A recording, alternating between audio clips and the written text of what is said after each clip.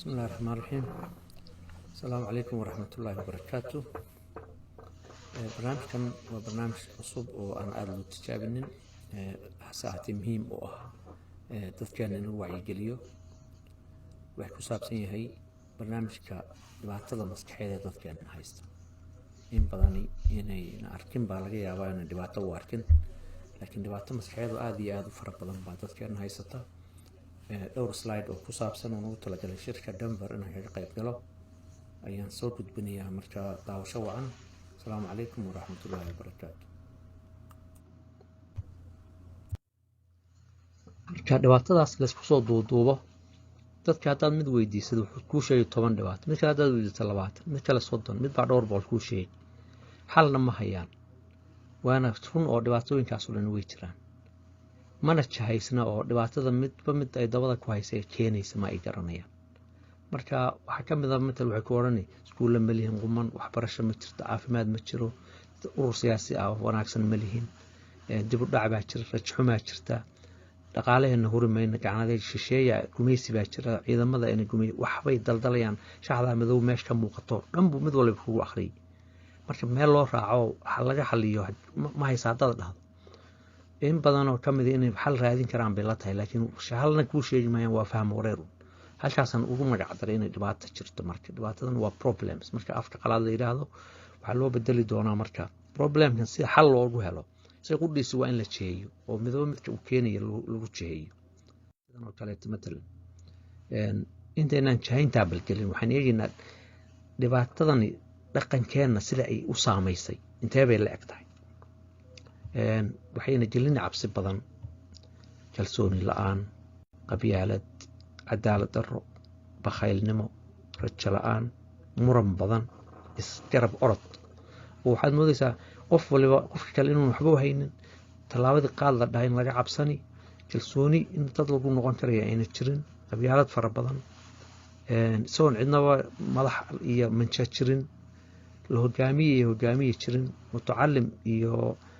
una jirin ninkii maaragtay loo adeegi lahaa marka waxaan oo dhan oo dhaqan xumo abay ina solonsiinaysaa marka seen u jeedna problem baan u bixiyay problemka waxa loo bedelayaa problem 3 يعني waxa loo yar qaadan karaa student teacher relationship inuu meesha ka muuqanayo laakiin laga maarmi maayo marar badan in prescriptions la qoro wax la yeeriyo waxaynu arkaynaa weynaa problem baa problem 3 markaan u bedelayno macnaheedu waxa weeye cause iyo effect relationship baa la helayaa oo dhibaatadii waxa loo analyze gareynaa maxay keenaya dhibaatadee keenaysa sidan oo kale taado dhibaatooyinka faraha badnaa ee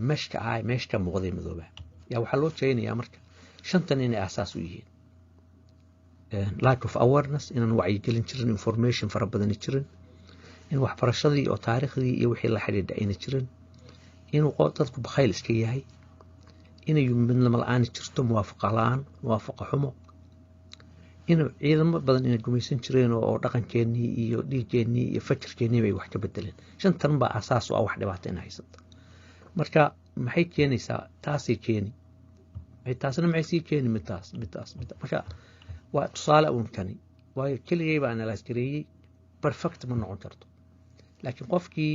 fakirka ay la qaadanaya waa in la helo rag fara badan oo lawyaro ah dhakhtaradii kuwii beeraha cilmiyadii kala duwanaa la isku daro oo la hogaamiyo oo dhibaatooyinka la faguro sidoo kale loo analyze gareeyo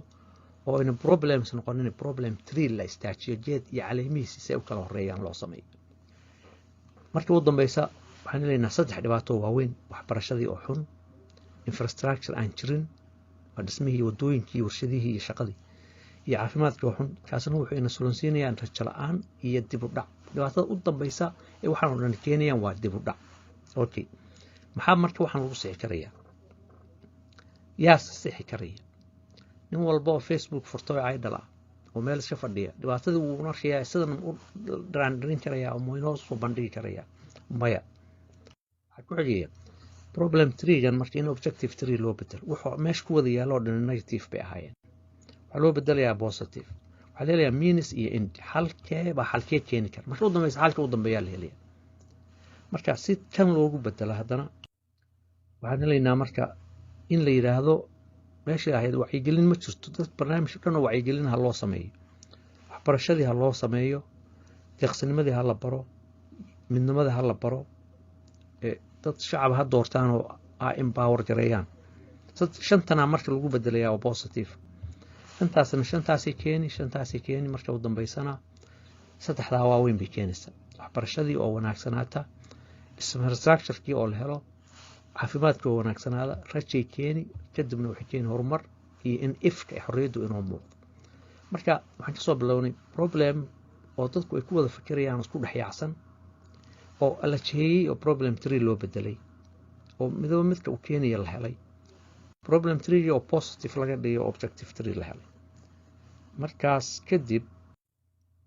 strategy baa la samaynayaa marka strategy-gu shantii xal aynu keenay yaa mid walba strategy laga in wacyigelin la sameeyo in dadka wax la baro in deeqsinimada dadka lagu duro ay bartaan sababtay u bixinayaan in la dhiso midnimo iyo in dad shacab ah la doorto oo lagu daba tukado la helo oo ciidamada aan lagu daba tukanin sidii ahaan jirtay marka strategy koowaad labaad saddex afraad shanaad buu noqonayaa okay strategy marka si loo strategize gareeyo oo loogu bedelo waa in la macneeyo oo la yiraahdo oo strategy koowaad maxaa ka soo onkamaya wacyigelin la'aantii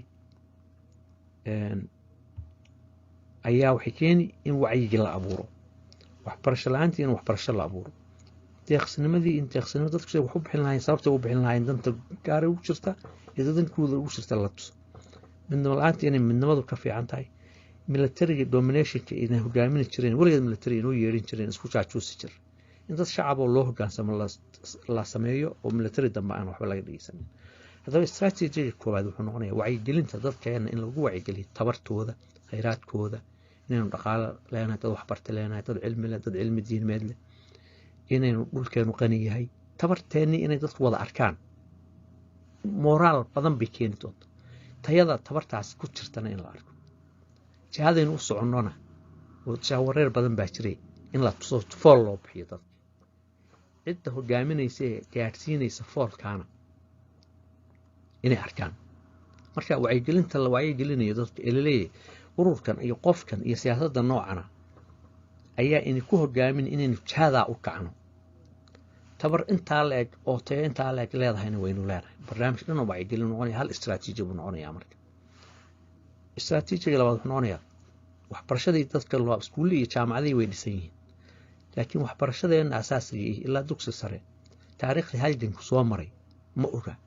ardada waa in lagu wacyigeliyo oo la baro manhaj looga dhigo oo taariikhdeena meesha soo martay axmed gurey sayid maxamed dagaaladii SYL wixii ilaa jabaadan ugu dambeysay hadda halgamaysay 30 sano dagaalka ku jirtay danta ugu jirtay iyo siday u halgantay iyo jihadii u socoto in dadka iskuuladii taariikhda lagu baro waxbarashada sare inayna waxbarasho sare oo qalin iyo qori iska qalalan ahaanina in technology iyo xirfadihii la baro gacanta wax lagu taabsiyo way farsamooyin gacmeed aad fara badan kii foondiga ahaa kii dhismaha ka shaqeynayay kii alxan ka shaqeynayay kii beeraha ka shaqeynayay oo farsamooyin gacmeed 6 bilood iyo 9 bilood iyo 2 sano lagu barto oo dadku shaqooyin helaan ku kala jeedsadaan la baro way istaraatiiji labaad way istaraatiijiga saddexaad dadka deeqsinimada in la baro way waxay wax u bixinayaan inay gartaan horta hor ilaahay inay u bixinayaan danta gaarka ugu jirtana ay fahmaan danta guud ay iman doonto dhaqaalin leen xoolayn leenahay ninka ugu yar beeraha u baxa ninka ugu yar 30 neef oo adhay abuu leeyahay hadduu jiheeyo oo qolada hogaaminaysa hal neef oo adhay siiyo sanadkiiba mar halkan dhaqaale dibad ka yimaadi iyo cadaadis iyo wax laga bariyo uma baahnayn marka gacanaday qayb ka mid ah buu ahaa dhibaatadii in haystay inuu asaas ka dhignay haddana hal istaraatiiji baa laga samaynayaa dadsiday uu wax fulin lahaayeen istaraatiijiga afraad wuxuu noqonayaa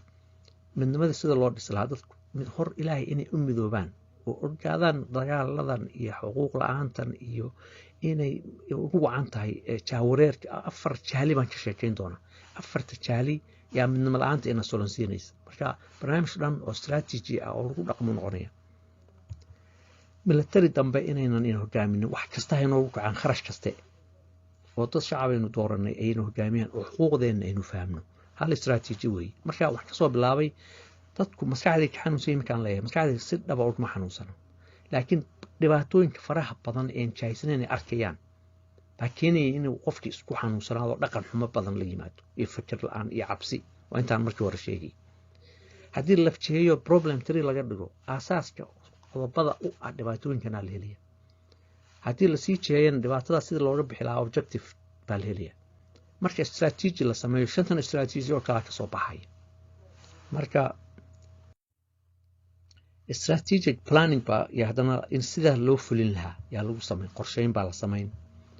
ريسورس مابين خيرات كانوا لنا هاي أول دقمو ولي بالا صوت ركوبي سيده هدنا لو رفايديسان لها resource mobilization systemskii policy lagu dhaqmi lahaa fulintii baa bilaabanaysa